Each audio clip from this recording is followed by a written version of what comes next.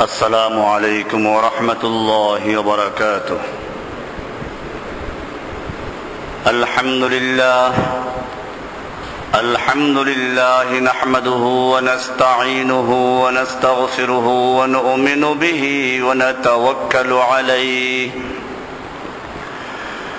ونعوذ بالله من شرور أنفسنا ومن سيئات أعمالنا.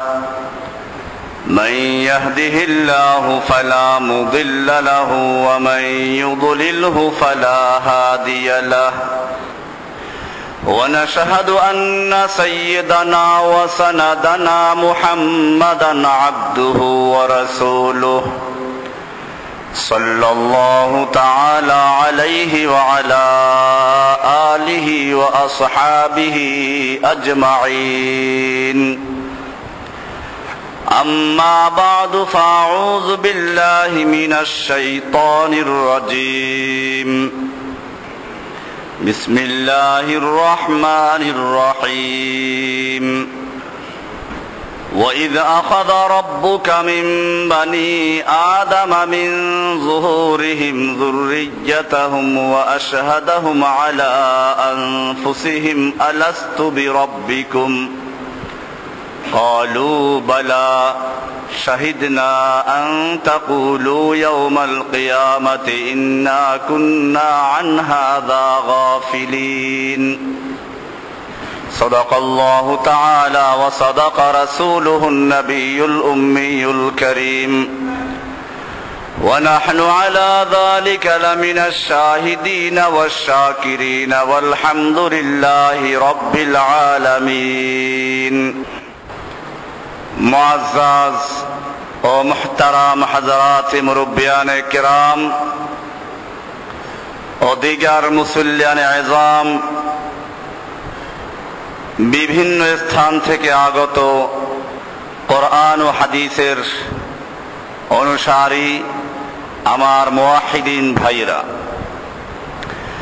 আল্লাহ সুবহানাহু ওয়া তাআলার মহান দরবারে লাখ শুকরিয়া জ্ঞাপন করছি, যিনি আমাদেরকে প্রতি জুমার ন্যায় আজকেও মসজিদে আসার তৌফিক এনায়েত করেছেন। এজন্য বলি আলহামদুলিল্লাহ। আমরা কিছুদিন পর্যন্ত বিভিন্ন বিষয় নিয়ে আলোচনা পেশ করেছিলাম। অনেকের পরামর্শ হলো যে একজন লোক নতুন যদি ইসলাম গ্রহণ করতে চায় অথবা ইসলাম গ্রহণ করে তো কি কি জিনিস তার বিশ্বাস করতে হবে। যদি ধারাবাহিকভাবে এরকম একটু আলোচনা হতো ভালো হতো। অবশ্যই এরকম আলোচনা আমরা শুরু থেকে করেছি। তো শহরের মুসল্লি যেহেতু পরিবর্তন হয়, বিভিন্ন জায়গার থেকে আসে, ভাড়াটে থাকে, সব বিবেচনা করে আমিও চিন্তা করলাম যে হ্যাঁ, একটা সিরিজ আকারে কিছু আলোচনা আসা প্রয়োজন। তো সেই জন্য আজকের থেকে আমরা যে বিষয়টা আলোচনা শুরু করছি, এটা একটা গুরুত্বপূর্ণ সিরিজ আলোচনা শুরু হচ্ছে। আল্লাহ সুবহানাহু ওয়া তাআলা সম্পর্কে আমাদের কি বিশ্বাস স্থাপন করতে হবে। আমরা সকলেই দাবি করি আল্লাহকে বিশ্বাস করি, এর মানে কি?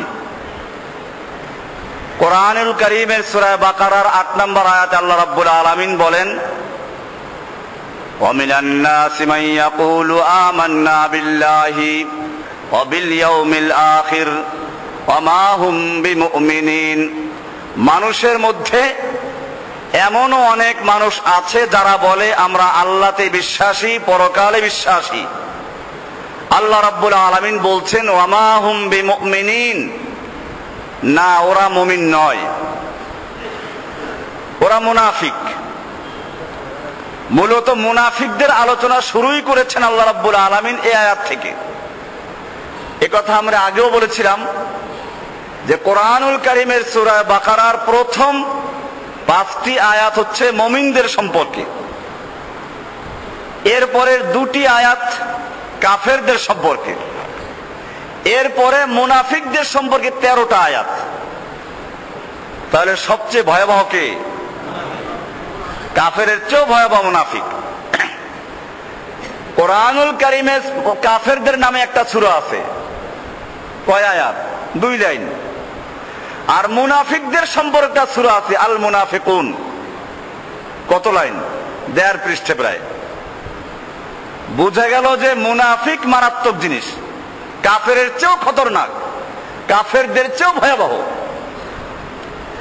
আমরা আবার সেই মুনাফিকদের মধ্যে পড়ে যাই কিনা এটা তো দেখা প্রয়োজন।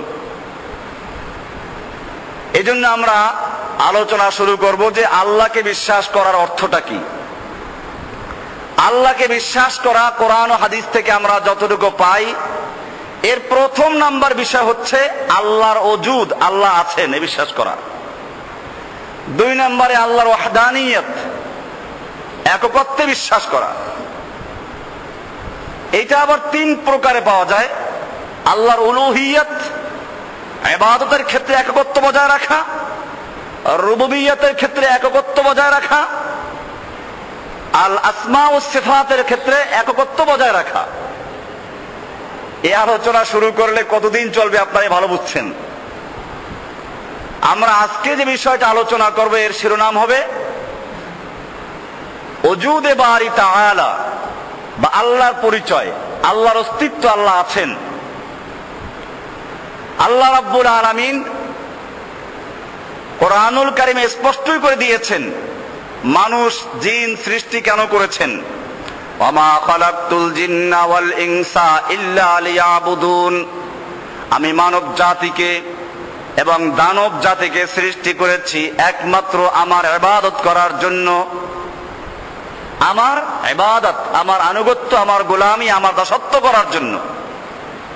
তো আসলে যার দাসত্ব করব, যার গোলামি করব, তাকে তো চেনার প্রয়োজন। যদি তাকে নাই চিনব তাহলে কি করে তার গোলামি করব? এজন্য আল্লাহর পরিচয় লাভ করা এটা একটা প্রথম শর্ত ঈমানের জন্য। কে সে যাকে আমরা ইবাদত করব? আল্লাহ রাব্বুল আলামিনও বিষয়টার গুরুত্ব দিয়েছেন। মানব জাতিকে সৃষ্টি করে দুনিয়াতে পাঠাবার আগেই সমস্ত রূহগুলোকে একাত্র করে একটা বিশাল সমাবেশ করলেন, যেখানে আদম থেকে শুরু করে কিয়ামতের আগ পর্যন্ত যে মানুষটা জন্মগ্রহণ করবে সমস্ত মানুষকে আল্লাহ রাব্বুল আলামিন সেই সমাবেশে অংশগ্রহণ করতে বাধ্য করেছেন। কোরআনুল কারীমের সূরা আরাফের 172-73 নম্বর আয়াত, ওয়াইদ আখাযা রাব্বুকা মিন বানি আদামা মিন যুহুরিহিম যুররিয়াতাহুম, আল্লাহ রাব্বুল আলামিন আদম আলাইহিস সালাতু ওয়াস সালামের পিঠের থেকে তার সন্তানদের রূহগুলোকে বের করলেন। মিন যুহুরিহিম, এখানে যুহুরিহিম আদমের থেকে তার সন্তানদের, আবার সেই সন্তানদের পিঠের থেকে তাদের সন্তানদের, এইরকম ভাবে আল্লাহ রাব্বুল আলামিন সমস্ত রূহগুলোকে বের করলেন, সৃষ্টি করলেন। এরপরে নিজের পরিচয় দিলেন, ওয়া আশহাদাহুম আলা আনফুসিহিম, তাদের উপরে আল্লাহ রাব্বুল আলামিন তাদেরকে সাক্ষ্য বানালেন, নিজের উপরে নিজেকে সাক্ষ্য রাখলেন, তুমি তোমার সাক্ষী হও। আলাস্তু বিরাব্বিকুম, আমি তোমাদের রব নই কি? আমি কি তোমাদের রব নই? এটা নিশ্চয়ই তিনি পরিচয় দিয়ে, নিশ্চয়ই তিনি যে রব, তার রবের ক্ষমতা, রবের গুণাবলী, এই সব কিছু আলোচনা করে আল্লাহ রাব্বুল আলামিন আবার পরীক্ষা নিচ্ছেন। আলাস্তু বিরাব্বিকুম, বলো আমি তোমাদের রব নই কি? প্রশ্ন করলেন। কালু বালা শাহিদনা, কালু সবাই বলল, সব লোকেরা বলল বালা, কেনই না। বালা শব্দ অর্থ হ্যাঁ, আর নাম শব্দের অর্থ হ্যাঁ, কিন্তু দুইটা বেশ কম আছে। এখানে নাম বলেন নাই, বরং এখানে বলেছেন বালা। তার মানে হচ্ছে যদি কোনো জিনিস প্রমাণ ভিত্তিতে, প্রমাণ সহকারে স্বীকৃতি দিতে হয় তাহলে বলা হয় বালা। তার মানে অবশ্যই আপনি আমাদের রব, কেনই আপনার রব হবেন, আপনিই তো আমাদের রব। শাহিদ না, আমরা সাক্ষ্য দিচ্ছি। আল্লাহ তাআলা বলছেন যে এই সাক্ষ্য আমি কেন নিলাম? এই সাক্ষ্য বা অঙ্গীকারের মজলিস কেন করলাম?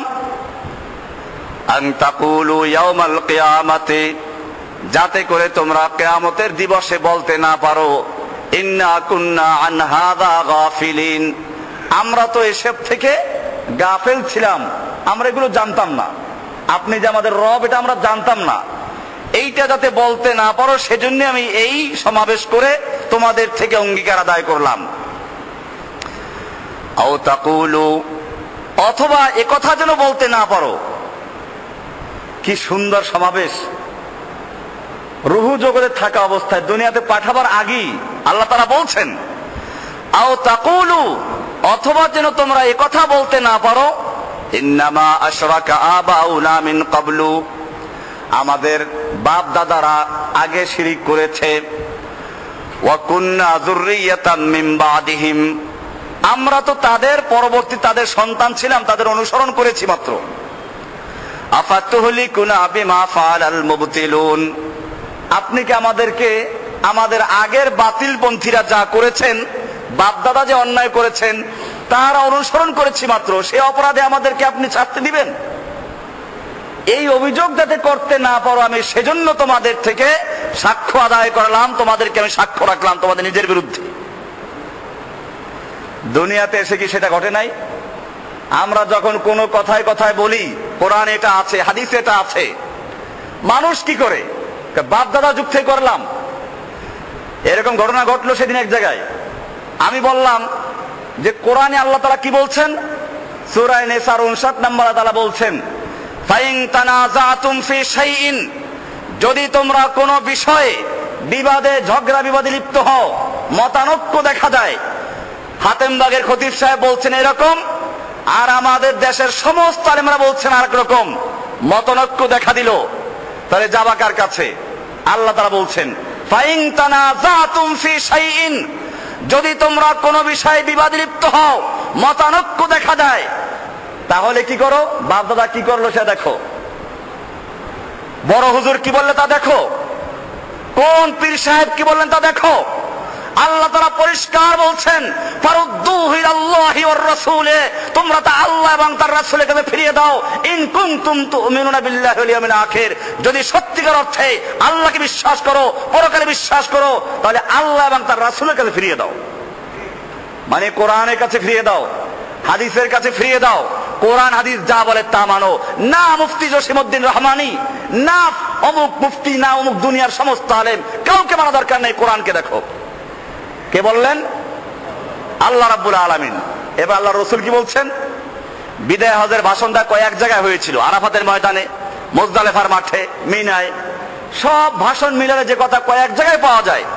আল্লাহ রসুল বারবার বলেছেন, কয়েকবার বলেছেন তারাকতু ফীকুম আমরাইন, আমি তোমাদের মাঝে দুটো জিনিসকে রেখে যাচ্ছি, লান তাদিল্লু মা তামাসসাকতুম বিহিমা, তোমরা ততক্ষণ পর্যন্ত পথভ্রষ্ট হবে না, গোমরাহ হবে না, পদস্খলিত হবে না, যতক্ষণ পর্যন্ত সেই দুটো জিনিসকে আঁকড়ে ধরবে।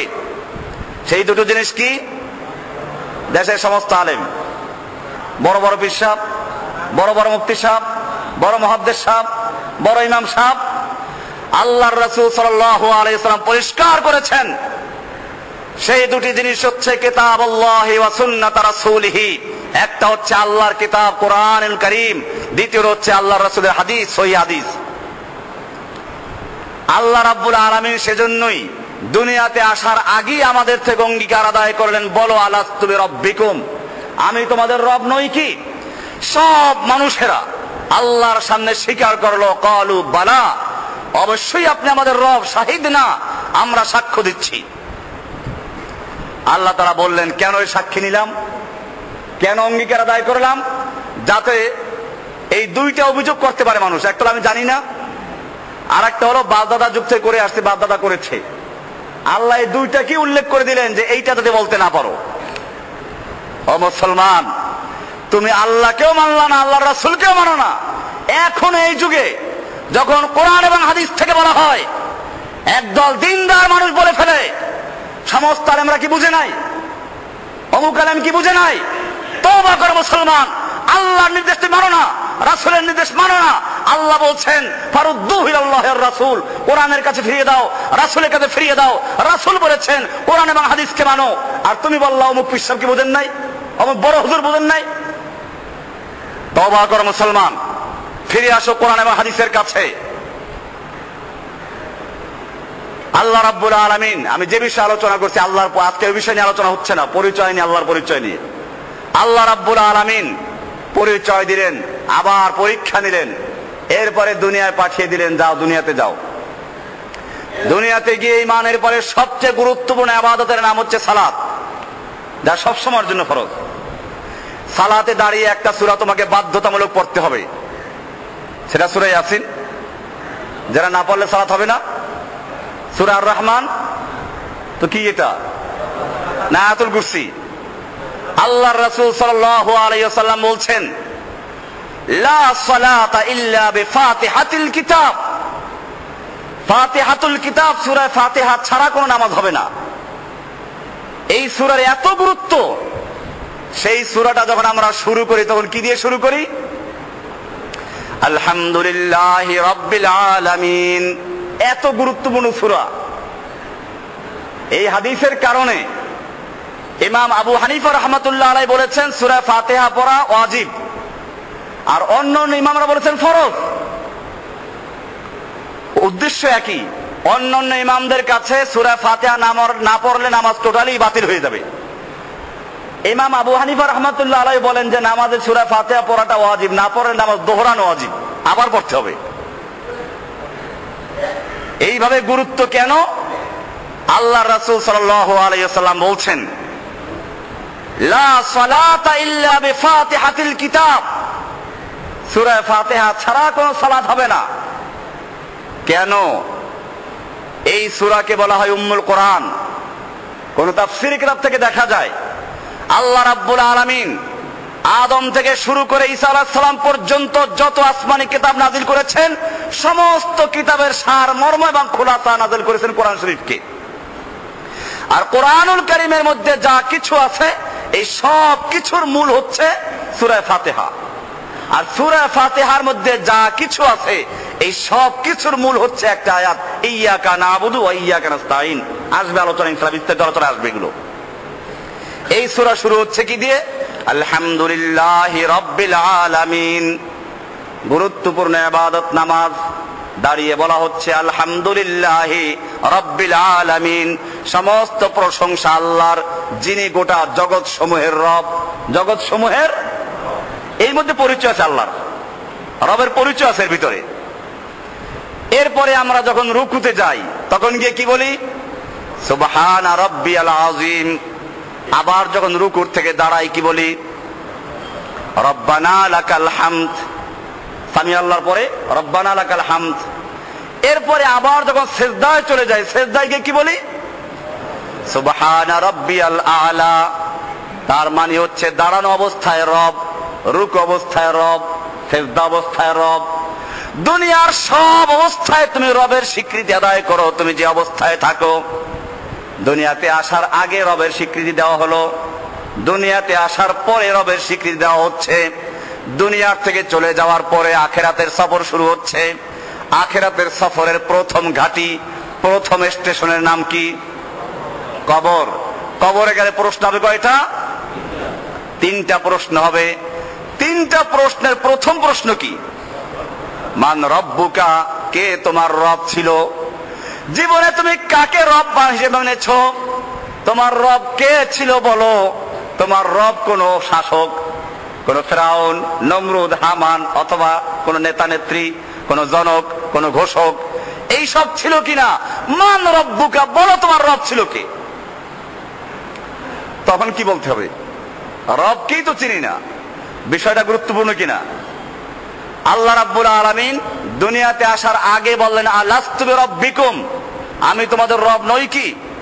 দুনিয়াতে আসার পরে দাঁড়ানো অবস্থায় রব, রুকু অবস্থায় রব, সিজদা অবস্থায় রব।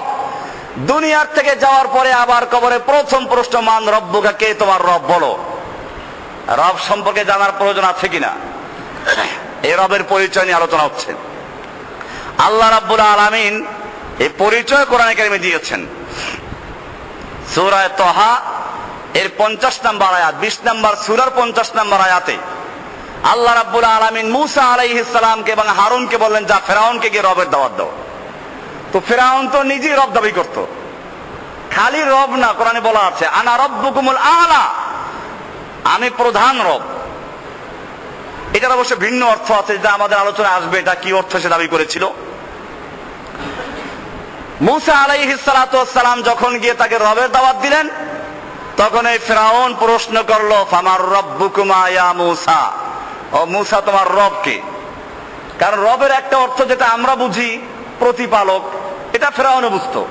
তো মুসা আলাইহিস সালাতু ওয়াস সালামকে তো লালন পালন করেছিল ফেরাউনই, ফেরাউনের ঘরেই সে লালিত পালিত হয়েছিল, বড় হয়েছিল।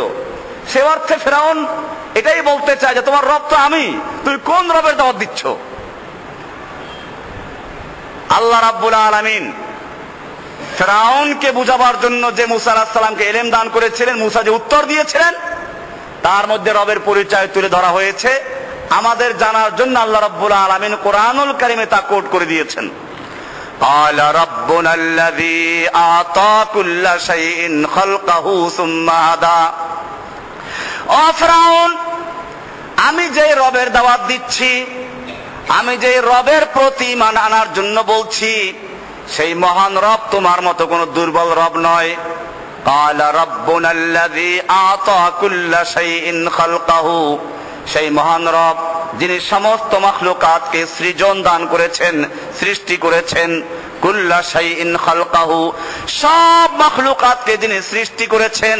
সুম্মা হাদা, হাদা মানে হচ্ছে জরিয়ায়ে মাস, কি তরফ রাহনুমাই করনা, জীবিকা জীবন যাপনের সমস্ত পদ্ধতি যিনি শিক্ষা দান করেছেন।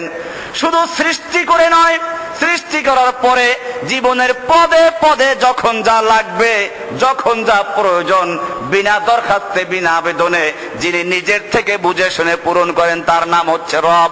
আমি সেই রবের প্রতি তোমাকে আহ্বান জানাচ্ছি। রবের অর্থ পরিষ্কার হয়ে গেছে না? রব মানে হচ্ছে জীবনের সূচনা থেকে পূর্ণতায় পৌঁছানো পর্যন্ত ধাপে ধাপে যখন যা প্রয়োজন নিজের পক্ষ থেকে বুঝে শুনে বিনা দরখাস্তে বিনা আবেদনে যিনি পূরণ করেন, তার নাম কি? এবারে পরিষ্কার হয়ে গেছে? আরো একটু পরিষ্কার করা হচ্ছে। আমরা যখন মায়ের পেটে ছিলাম, মানুষ যখন মায়ের পেটে তৈরি হলো, 5 মাস তার সময় চলে গেল, বডি তৈরি হয়ে গেছে, রুহু চলে এসেছে, এবারে ক্ষুধার লেগে গেছে। মায়ের পেটে ক্ষুধা লাগলে খাওয়াবে কি? মায়ের পেটে বসে আন্দোলন করার সুযোগ নেই, এমনকি শিশু যে কান্নাকাটি করে সেই সুযোগও নাই। সেখানে কে খাবার দিবে? আল্লাহু আকবার। যিনি সৃষ্টি করেছেন তিনি এই চিন্তা করেছেন। আল্লাহ রাব্বুল আলামিন নিজের থেকে বুঝে শুনে মায়ের মাসিক ঋতুস্রাব বন্ধ করে দিয়ে বাচ্চার নাভির সঙ্গে সংযোগ দিয়ে খাবারের বন্দোবস্ত করেছেন, যাতে মায়ের পেটে বসে শিশু না খেয়ে কান্নাকাটি করে কষ্ট না পায়। যিনি বিনা দরখাস্তে বিনা আবেদনে নিজের পক্ষ থেকে বুঝে শুনে এই ব্যবস্থা করেছেন, তিনি হচ্ছেন রব। ক্বালা রাব্বুনাল্লাযী আতা কুল্লা শাইইন খালকাহু সুম্মা হাদা। আমি আল্লাহর রব দিয়ে পরিচয় দিচ্ছি, কারণ রবের থেকেই উলুহিয়াতে চলে যাবে। আল্লাহ সুবহানাহু ওয়া তাআলা এখানে বুঝিয়ে দিলেন যে আমি তোমার রব। এরপরে আসুন, মায়ের পেটের থেকে আস্তে আস্তে বড় হলো, 9 মাস চলে গেল, 10 দিন হয়ে গেল, এবারে দুনিয়াতে আসবে। দুনিয়াতে এসেই তো মানুষের তৈরি করা খাবার খেতে পারবে না। মানুষের তৈরি করা খাবার ঠান্ডা হলে সর্দি লাগবে, গরম হলে মুখ পুড়ে যাবে, শক্ত হলে গলা আটকে যাবে, বিভিন্ন রোগ জীবাণুর আক্রমণ হতে পারে।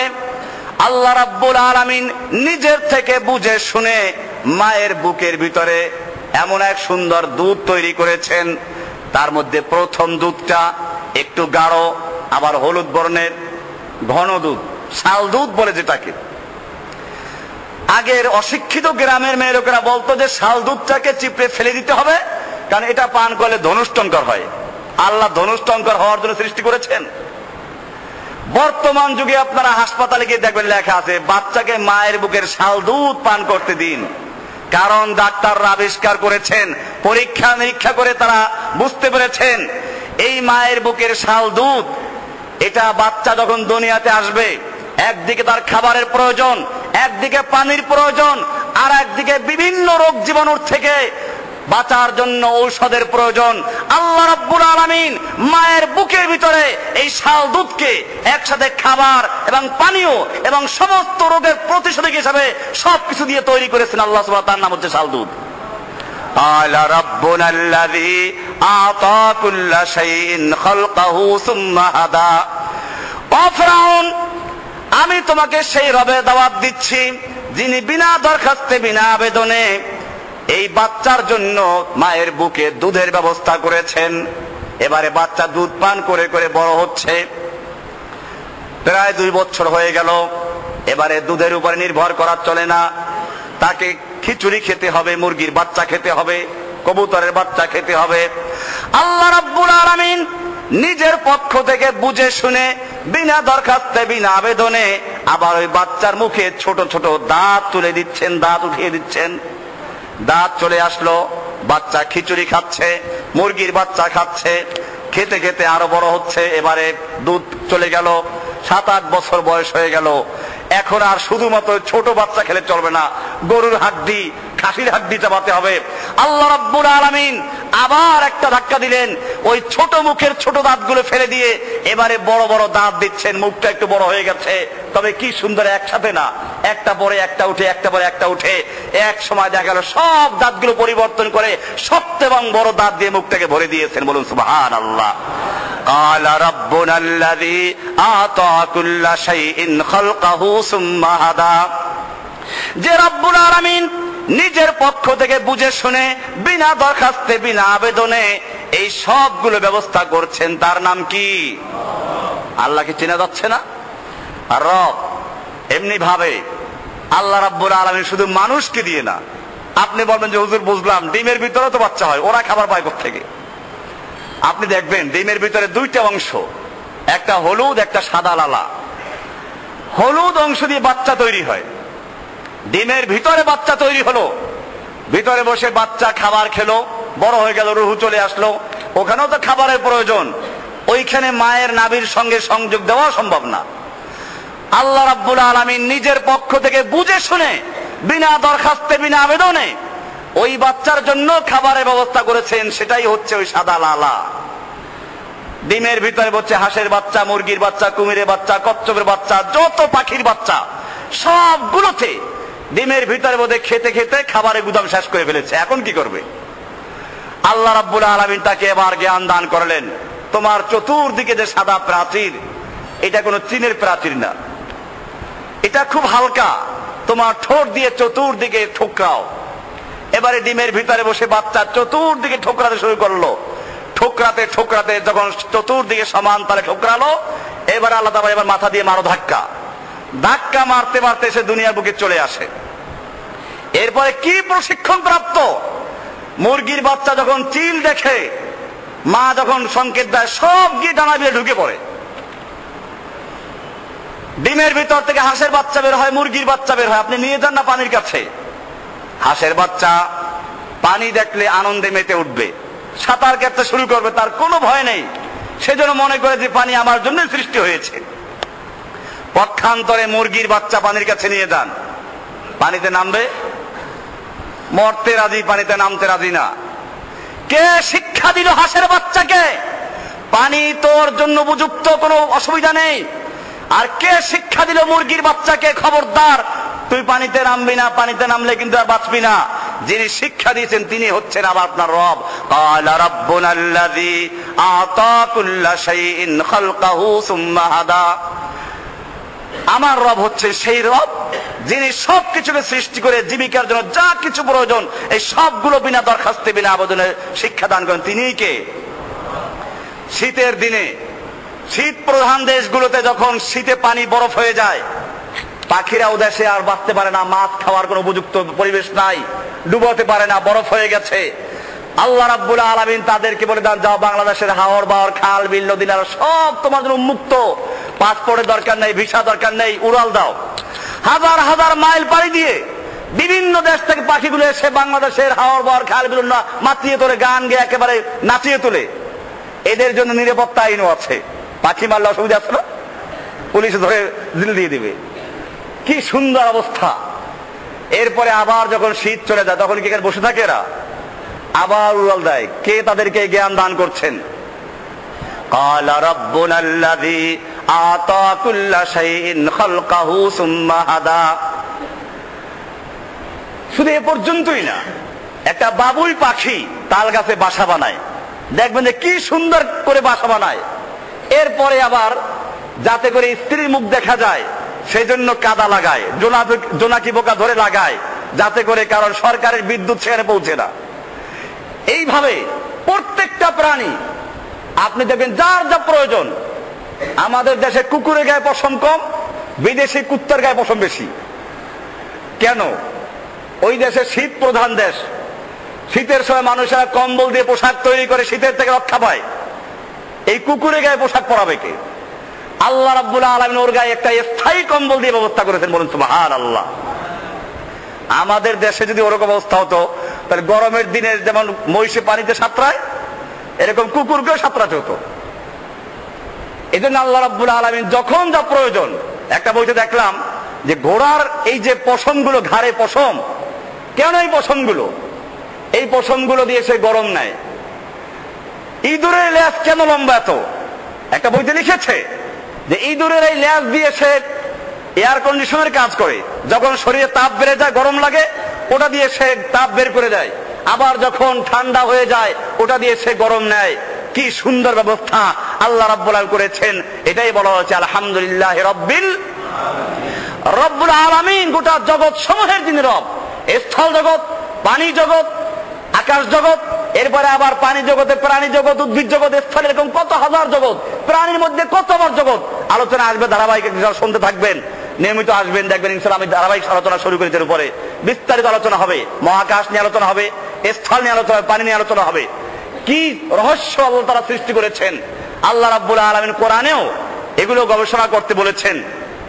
এবং যারা সত্যিকার অর্থে গবেষক, বিজ্ঞানী যারা, তারা এজন্য আল্লাহর কুদরতের সামনে নত হয়ে আসেন। কোরআন থেকে দেখাবো আমি বিজ্ঞানীদের মতামতগুলো আমি অনেকগুলো নোট করেছি। বহু বিজ্ঞানীদের মত আছে আমি স্রষ্টা সম্পর্কে। এই জন্য তো বলা হয় যে বিজ্ঞানীরা নাস্তিক হয় না। এমনিও দুনিয়াতে নাস্তিকদের সংখ্যা খুবই নগণ্য, কিন্তু বর্তমানে দেখা যাচ্ছে নাস্তিক বেড়ে যাচ্ছে। আমাদের সেজন্য মনে রাখতে হবে, যারা দাওয়াতের কাজ করেন, এই বিষয়গুলো খুবই গুরুত্বপূর্ণ। ডারউইনের অনুসারী আগে খুব কম ছিল, এখন বর্তমানে বিশ্ববিদ্যালয়তে এগুলো পড়ানো হচ্ছে এবং ওদের সংখ্যা ভারী হচ্ছে। মানুষ বানর থেকে এসেছে, সৃষ্টিকর্তা বলতে কিছু নেই, আল্লাহ বলতে কিছু নেই। কই সে চাঁদে গেলাম, দেখলাম না তো সেই মুসলমান যাকে বলে আল্লাহ, হিন্দু যাকে বলে ভগবান, খ্রিস্টান যাকে বলে ঈশ্বর, কাউকে দেখলাম না। তুমি কতটুকু গিয়েছো? মহা সৃষ্টির কোথায় তুমি গিয়েছো? এই জন্য বিজ্ঞানীদের মতামত আনা হবে। ওই বিজ্ঞানী সে বলল যে মানুষ বানর থেকে এসেছে, এইগুলো মানুষ পড়ে। বিশ্বাস যদি না হয় পিছনে হাত দিয়ে দেখো, ল্যাপটা পড়ে গেছে, তার প্রমাণ এখনো আছে। বানর চিড়িয়াখানায় এখনো আছে না? জন্ম চিড়িয়াখানায়, জন্ম থেকে শুরু করে মৃত্যু পর্যন্ত চিড়িয়াখানায়। কই কোন বানর তো এখন পোয়া মানুষ, সোয়া মানুষ, আধা মানুষ হচ্ছে না। একটা প্রাণীর সঙ্গে কোন দিক থেকে মিল থাকলেই যে সেটা হবে তা জরুরি না। পাবদা মাছ আর বোয়াল মাছে মিল আছে, এই জন্য কোন ব্যক্তি বলে না এস পর্যন্ত যে এই পাবদা মাছ হচ্ছে বোয়াল মাছের পূর্বপুরুষ। গজাল মাছ, শোল মাছ, টাকি মাছ মিল আছে। এই জন্য কেউ বলবে যে গজার মাছ, টাকি মাছগুলো হচ্ছে আপনার, টাকি মাছ হচ্ছে গজার মাছের পূর্বপুরুষ। এরকম ভাবে আবার আর এক বিজ্ঞানীর আবিষ্কার করলেন, একটা মহা বিস্ফোরণের ফলে এই পৃথিবী সৃষ্টি হয়েছে। আসবে সেগুলো, বিগ বাং আবিষ্কার করলো, আর খুব খুশি হলো। আমরা দেখাবো কোরআন আয়াত থেকে এবং বিজ্ঞান থেকে। এই জন্য বলেছি, সত্যিকার অর্থে বিজ্ঞানী যারা, তারা কোরআনের সামনে নত হয়ে আসে, আল্লাহর দ্বীনের সামনে নত হয়ে আসে। আর তুলা গাছেও ফল হয়, তুলা ফল, আর অন্যান্য ফল গাছেও ফল, আম হয়, লেচু হয়, কাঁঠাল হয়। ফলগুলো যেগুলো উপকারী ফল, এগুলো যত পাকে বড় হয় তত নিচের দিকে নত হয়ে আসে। আর তুলা ফল যত পাকে তত হালকা হয় আর উপরে চলে যায়, গাঢ় মোটা করে, এরপরে ফেটে যায়, বাতাসে উড়ে অস্তিত্ব উড়ে চলে যায়। ঠিক তেমনি ভাবে নাস্তিক যারা, দুনিয়াতে তারা থাকে যে দুনিয়ায় সর্বস্ব, খাওয়া দাওয়া ফুর্তি করো, দুনিয়াটা মস্ত বড়, এইসব নিজেরা বলে আর মানুষকে শিখায়। এই নাস্তিকদের পরিচয় শেষ পর্যন্ত মরার আগে ভয় ঢুকে, শেষ পর্যন্ত বলে আমাকে হাসপাতালে দান করো, অমুক জায়গায় দান করো, কবর দিও না।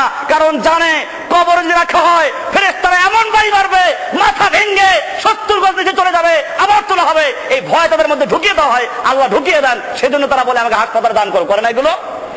এক নাস্তিক যে সারা জীবন আল্লাহকে অস্বীকার করেছে, মরার আগে বললো আমাকে হাসপাতাল দান করো, নিয়ে গেল সেই কি ঢাকা মেডিকেলে নিয়ে গেল, ডাক্তাররা হাত জোর করে খবরদার এর লাশ এখানে দরকার নাই, আমাদের পরীক্ষা নিরীক্ষা দরকার নাই, আর এক হাসপাতালে নিয়ে গেল দরকার নাই এখানে। শেষ পর্যন্ত বোধ হয় প্রাইভেট একটা হাসপাতালে নিয়ে তারপরে দেখে দিতে করবে কি। এই হচ্ছে অবস্থা। আমাদের মনে রাখতে হবে আল্লাহ সুবহানাহু ওয়া তাআলা তার পরিচয় দেওয়ার জন্য বিভিন্ন জিনিসকে সৃষ্টি করেছেন। এজন্য বলেছেন হার ওয়ারাকে দফতরে মারিফাতে কিরদেগার, এই পৃথিবীর প্রত্যেকটা পাতায় পাতায় আল্লাহর পরিচয় রয়েছে, আল্লাহর পরিচয় স্বাক্ষর রয়েছে। কাজে যারা জ্ঞানী, যারা বিজ্ঞানী, তারা আল্লাহর সামনে নত হয়ে আসবি। এজন্য আল্লাহর পরিচয় দেওয়ার প্রয়োজন নাই। পরিচয় প্রত্যেকটা মাখলুক পরিচয় আল্লাহ তাআলা তারপরও পরিচয় দিয়েছেন। সূরা নাহলের 66 নম্বর আয়াতে আল্লাহ তাআলা পরিচয় দিয়েছেন একটা মৌমাছি দিয়ে। মৌমাছি, নাহাল মানে কি? মৌমাছি। আল্লাহ রাব্বুল আলামিন এই সূরা নাহলের ভিতরে বলেছেন ওয়া ইন্না লাকুম ফিল আনামি লাইবরা, তোমাদের জন্য রয়েছে আনাম, পশুর মধ্যে রয়েছে তোমাদের ইবরাত, তোমাদের শিক্ষণীয় বিষয়। নুসকিকুম মিম্মা ফি বুতুনিহি মিন বাইনি ফারসিন ওয়া দামিন লাবানান খালিসা, এর গোবর এবং রক্তের মাঝখান থেকে তোমাদের জন্য পিওর দুধ বের করে দেওয়া হয়। সায়গান লিশারিবিন, পানকারীদের জন্য তৃপ্তিদায়ক এবং সুন্দর সুস্বাদু দুধ তোমাদের জন্য তৈরি করা হয়। কি সুন্দর কথা। এর বালাদা বলছেন অমিন সামারাতিন নাখিল ওয়াল আনাব, বিভিন্ন ফল ফলাদি খাচ্ছ, একই জমিনে হচ্ছে। আঙ্গুরের স্বাদ একরকম, আপেলের স্বাদ একরকম, আমের স্বাদ একরকম, আম আবার ল্যাংরা একরকম, হিমসাগর একরকম, আবার এক একটা ফজলি আর একরকম। বিভিন্ন পদের আম সৃষ্টি করেছে তোমাদের জন্য। আন-নাখিল ওয়াল আনাব তাত্তাখিযুনা মিনহু সাকরা ওয়া রিজকান হাসানা ইন্না ফি যালিকা লাআয়াতান লিকওমিন ইয়াকিলুন। এরপরে বলছেন ওয়া আওহা রাব্বুকা ইলান নাহলি আনিত্তাখিযি মিনাল জিবালি বুয়ুতা, আল্লাহ রাব্বুল আলামিন মধুমাক্ষিকার কাছে এই বলে হুকুম জারি করলেন আনিত্তাখিযি মিনাল জিবালি বুয়ুতা, তোমরা পাহাড়ে গিয়ে ঘর তৈরি করো।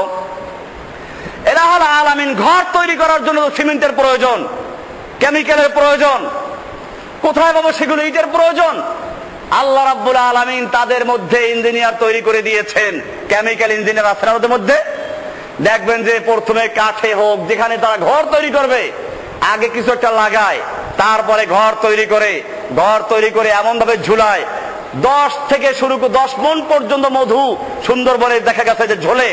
আজ পর্যন্ত কোন মৌমাছির চাক মধুর ওজন সহ্য করতে না পেরে ছিঁড়ে গেছে শোনা গেছে কোন সময়?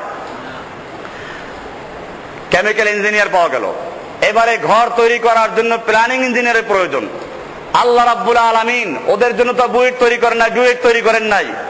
ওদের মধ্যে সেই ইঞ্জিনিয়ার সাহেবরা আছেন, আপনি মেপে গিয়ে দেখেন ওদের প্রত্যেকটা ঘর ষষ্ঠকোণ বিশিষ্ট, এবং ঘরগুলো ওদের বাচ্চার জন্য ঘর আলাদা, ওদের নিজের থাকার জন্য আলাদা, মৌ রাখার জন্য ঘর আলাদা। আল্লাহ তাআলা বলছেন এরপরে মধু তৈরি করার জন্য কি করতে হবে? আল্লাহ তাআলা বলছেন মধু তোমরা ঘর তৈরি করো। ঘর তৈরি করবো কোথায়? মিনাল জিবালি, পাহাড়ে গিয়ে ঘর তৈরি করো। পাহাড়ে যারা বসবাস করে তারা মধু খাবে, গ্রামের লোকদের কি হবে? তাদেরও তো প্রয়োজন। আল্লাহ তাআলা বলছেন আমিনাস সাজার, গাছে গিয়ে মধু তো মৌচাক নির্মাণ করো। গ্রামের লোকদের ব্যবস্থা হলো, শহরের লোকরা কি করবে? তাদেরও তো মধুর প্রয়োজন। আল্লাহ তাআলা বলছেন ওয়ামিম্মা ইয়ারিশুন, এবং শহরের বিল্ডিং গুলোর কার্নিশের সঙ্গে তোমরা মৌচাক নির্মাণ করো। এবারে মধু কেমনে হবে? সুম্মা কুলি মিন কুল্লি সামারাতি, অতঃপর তোমরা সব ফলের থেকে ফুলের থেকে গিয়ে তোমরা খাও, ফলের থেকে ফুলের থেকে রস নিয়ে আসো। ফাসলুকি সুবুলা রাব্বিকা যুলুলা, আমরা যে চলবো আমাদের তো কম্পাস নাই। ইঞ্জিনিয়ার সাহেবরা, মেরিন ইঞ্জিনিয়ার যারা, তারা সমুদ্রে চলে, কম্পাস থাকে, তারপরেও দিক হারিয়ে ফেলায়, সাগরে চলে যায়, শেষ পর্যন্ত বিভিন্নভাবে তাদেরকে উদ্ধার করতে হয়। আমাদের তো এটাও নাই। আল্লাহ রাব্বুল আলামিন ওদেরকে সে জ্ঞান দান করেছেন। বিবিসির থেকে একটা বিজ্ঞান একটা আসরা সোমবারে, ওইটা শুনতাম মাঝে মধ্যে। ওখানে বলতো যে মৌমাছি নিয়ে একদম আলোচনা করলো, যে মৌমাছির মধ্যে একটা গ্রুপ আছে যারা কাজ হলো সন্ধান করা। এরা গিয়ে সন্ধান করে কোন জায়গায় মধু আছে, এরপরে এরা এসে খবর দেয় কর্মীদেরকে, এই কর্মীরা গিয়ে তারপরে আবার ওখানে চলে যায়। এই যে 10 মাইল পর্যন্ত চলে গেল মধু আনার জন্য, এর মধ্যে কোন মৌমাছি রাস্তা হারাইছে? জিজ্ঞেস করছে যে হাতেমবাগ মসজিদের কার্নিশের সঙ্গে আমার বাসা, কিন্তু ভুলে গেছি, একটু বলে দাও। আল্লাহ তাআলা বলছেন, বোঝা গেল ওদের মধ্যে মেরিন ইঞ্জিনিয়ারও আছে। কম্পাসও লাগে না, তারকা দিয়েও দিক নির্ণয় করতে হয় না। আল্লাহ তাআলা বলছেন, ফাসলুকি সুবুলা রাব্বিকা যুলুলা, তোমার রবের পথ দেখানো পথে তোমরা চলতে থাকো। এরপর আল্লাহ বলছেন, ইয়াখরুজু মিন বুতুনিহা শারাবুন মুখতালিফুন আলওয়ানুহু ফিহি শিফাউল লিন-নাস, তার পেটের থেকে বিভিন্ন কালারের পানীয় দ্রব্য বের হয়, যার মধ্যে রয়েছে মানুষের জন্য শেফা। আল্লাহ রাব্বুল আলামিন এভাবে বুঝালেন, একটা ক্ষুদ্র মৌমাছি তার চলার জন্য যে জ্ঞানের প্রয়োজন আল্লাহ তাও দান করেছেন। সেজন্যই সূরা তাহার 50 নম্বর বলছেন, ক্বালা রাব্বুনাল্লাযী আতা কুল্লা শাইইন খালকাহু সুম্মা হাদা, আমার রব হচ্ছেন সেই মহান রব্বুল আলামিন, মহান স্রষ্টা, যিনি সমস্ত মাখলুকাতকে সৃষ্টি করেছেন এবং সৃষ্টি করে যার যখন যা প্রয়োজন সবগুলোকে নিজের পক্ষ থেকে ধাপে ধাপে প্রয়োজনে পূরণ করেন। তার নাম হচ্ছে কি? রব। এইভাবে আল্লাহকে চিনতে হবে। ইনশাআল্লাহ আলোচনা আরো চলবে, ধারাবাহিক আলোচনা দীর্ঘদিন পর্যন্ত চলবে। আমরা প্রত্যেকেই, কারণ এগুলো আমাদের সমাজে এখন যুবকরা নাস্তিক হচ্ছে দলে দলে, তারা তাদের রবকে চিনে না। আমরা ইনশাআল্লাহ প্রমাণ করব যে আল্লাহ সুবহানাহু ওয়া তাআলাকে চিনার জন্য নিজের মধ্যে নিদর্শন আছে, স্থলে আছে, জলে আছে, আকাশে আছে, সব জায়গায় আল্লাহর পরিচয় আছে। শুধুমাত্র দরকার একটু জ্ঞানের। ইব্রাহিম আলাইহিস সালাতু ওয়াস সালাম সেজন্যই একদিন তার বাপকে বললেন যে, বাপ, তোমরা যে কাজ করছো একটা বোকামির মধ্যে আছো। ইন্নী আরাকা ওয়া কওমাকা ফি দালালিম মুবিন, আমি তোমাকে এবং তোমার জাতিকে দেখতে পাচ্ছি স্পষ্ট বিভ্রান্তির মধ্যে রয়েছো, গুমরাহির মধ্যে রয়েছো। তার বাপ বলল, কি বললো তুমি? আমরা গুমরাহির মধ্যে আছি। তিনি দলিল পেশ করলেন যে হ্যাঁ, তোমরা কিভাবে গুমরাহ। সেজন্য তিনি আসলে রবের সন্ধান পেয়েছিলেন। আল্লাহ তাআলা বলছেন যে আমি ইব্রাহিমকে রবের সন্ধান দিয়েছি। এভাবে ইব্রাহিম আলাইহিস সালাম একবার বসে আছেন, তিনি চিন্তা করতে লাগলেন যে আসলে আমার রবকে, আমার জাতি মূর্তি তৈরি করে নিজের হাতে, আবার সেই মূর্তি বিক্রি করে, আবার সেই মূর্তির পূজা করে, যেই মূর্তির সৌন্দর্য, যেই মূর্তির নষ্ট হওয়া সব নির্ভর করে ওই মূর্তি তৈরিকারীর উপরে। আর সেই মূর্তিগুলোর সামনে আবার খাবার দিয়ে পূজা করে, মূর্তি খায়ও না, আর এইগুলো পূজা করছে। সেজন্য বলছেন, কোরআনে বলছেন সূরা আনআম 6 নম্বর সূরার 74 নম্বর আয়াত থেকে শুরু করে, ওয়াইদ ক্বালা ইব্রাহিমু লিআবিহি আযার আতাত্তাখিযু আসনামান আলিহা ইন্নী আরাকা ওয়া কওমাকা ফি দালালিম মুবিন, আমি এবং তোমাকে এবং তোমার জাতিকে দেখতে পাচ্ছি স্পষ্ট গুমরাহির মধ্যে আছো। এরপর তিনি রাতের বেলায় গবেষণা করতে লাগলেন যে আসলে আমার রবকে। ও যুবকেরা, তোমাদের জন্য ইব্রাহিম আলাইহিস সালাম আদর্শ। এই ক্ষেত্রেও বলছেন, ফালাম্মা জান্না আলাইহিল লাইলু রাআ কাওকাবা, যখন রাতের আধার নেমে আসলো তিনি আকাশের দিকে তাকালেন, দেখলেন যে সুন্দর সাজানো গুছানো তারকা। রাআ কাওকাবা ক্বালা হাযা রাব্বি, এবারে তিনি বললেন এটা আমার রব। কি সুন্দর তারকা, এগুলোই বোধহয় আমার রব। ফালাম্মা আফালা ক্বালা লা উহিব্বুল আফিলিন, যখন তারকাগুলো ডুবে গেল বললেন আমি যারা ডুবে যায় তাদেরকে ভালোবাসি না। ফালাম্মা রাআল কামারা বাযিগান ক্বালা হাযা রাব্বি, এরপরে যখন আবার পূর্ণিমার সময় চাঁদ দেখলেন, বলে এটা মাশাআল্লাহ আরো বড়, অনেক আলোক উজ্জ্বল, এটা আমার রব। হাযা রাব্বি। ফালাম্মা আফালা, যখন চাঁদ ক্ষয় হলো, আস্তে আস্তে ডুবে গেল, বললেন লা ইল্লাম ইয়াহদিনি রাব্বি লাকুনান্না মিনাল কওমিদ দাল্লিন, আমার রব যদি আমাকে হেদায়েত না করেন, আমাকে পথ প্রদর্শন না করেন, আমিও তাহলে পথভ্রষ্ট হয়ে যাব। ফালাম্মা রাআশ শামসা বাযিগাতান, এরপরে আবার যখন দিনের বেলায় সূর্য দেখলেন, খেয়াল করলেন সূর্য তো ডেইলি দেখেন, ডেইলি কি চিন্তা করে নাকি? আপেল তো ডেইলি পড়ে। ওই কোন বিজ্ঞানী যেন আপেল দেখে যে মধ্যাকর্ষণ আবিষ্কার করলেন? হ্যাঁ, উনি কি আপেল তো সবসময় দেখতেন, ওই দিন দেখলেন কি জন্য? ওই দিনের দেখা অন্য দিনে দেখা বেশ কম ছিল, সেরকম এটাও না। সূর্য তো উনি ডেইলি দেখেন। বললেন ফালাম্মা রাআশ শামসা বাযিগাতান, যখন সূর্যকে দেখলেন আলোক উজ্জ্বল স্পষ্ট হয়ে উঠলো, তিনি বললেন হাযা রাব্বি হাযা আকবার, এটা আমার রব, এটা বড়। ফালাম্মা আফালাত, যখন সূর্য ডুবে গেল, ক্বালা ইয়া কওমি এবারে বুঝতে পারলেন, হে আমার জাতি শুনে রাখো, ইন্নী বারিউম মিম্মা তুশরিকুন, তোমরা আল্লাহর সঙ্গে যাদের শিরিক করছো, অংশীদার বানাচ্ছো, আমি তার থেকে মুক্ত আমি ঘোষণা করছি। শুনে রেখো, ইন্নী ওয়াজ্জাহতু ওয়াজহিয়া লিল্লাযী ফাতারাস সামাওয়াতি ওয়াল আরদা হানিফা ওয়া মা আনা মিনাল মুশরিকিন। আমি চন্দ্র নয়, সূর্য নয়, আকাশ তারকা নয়, সব কিছুকে বর্জন করে আমি সেই মহান সৃষ্টিকর্তা যিনি চন্দ্রকে, সূর্যকে, আমাকে, তোমাকে, গোটা সৃষ্টিকে সৃষ্টি করেছেন, আমি তার দিকে মুতাওয়াজ্জিহ হচ্ছি। ইন্নী ওয়াজ্জাহতু ওয়াজহিয়া লিল্লাযী ফাতারাস সামাওয়াতি ওয়াল আরদা, যিনি আসমান এবং জমিনকে সৃষ্টি করেছেন, আমি তার দিকে মুতাওয়াজ্জিহ হচ্ছি। ওয়া মা আনা মিনাল মুশরিকিন, আমি মুশরিকদের অন্তর্ভুক্ত নই। স্পষ্ট হয়ে গেল। এভাবেই আল্লাহ রাব্বুল আলামিনকে তার পরিচয় দিয়ে, তার সৃষ্টি দিয়ে চিনতে হবে। ইনশাআল্লাহ এটা দীর্ঘ আলোচনা হবে, আমরা নিয়মিত নিজেরাও আসবো, অন্য ভাইদেরকেও নিয়ে আসবো, যেন তারা আল্লাহকে চিনে, আল্লাহর ইবাদত কিভাবে সেই বিভাগে আগে আসতে পারে। আল্লাহ তাআলা আমাদের সকলকে তৌফিক দান করুন। সাল্লাল্লাহু তাআলা আলা নবিয়িনা মুহাম্মাদিন ওয়া আলা আলিহি ওয়া আসহাবিহি আজমাইন। মসজিদের জন্য আপনাদেরকে প্রতি সপ্তাহে কিছু